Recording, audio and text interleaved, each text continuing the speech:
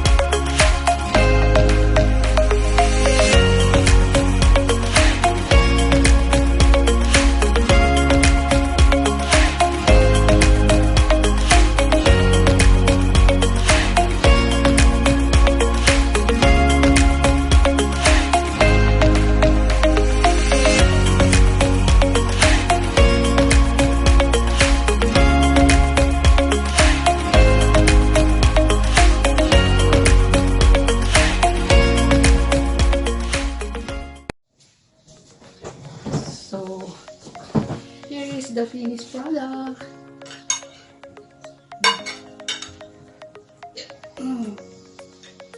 My fish escabeche. Let's try it.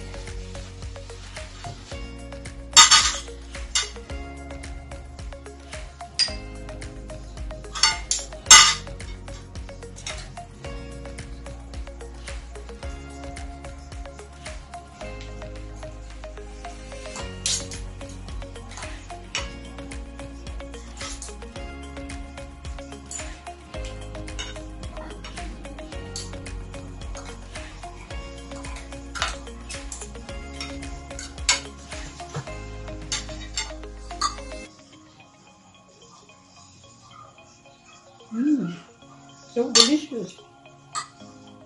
So guys, you try this recipe. It's really good. The taste is really good.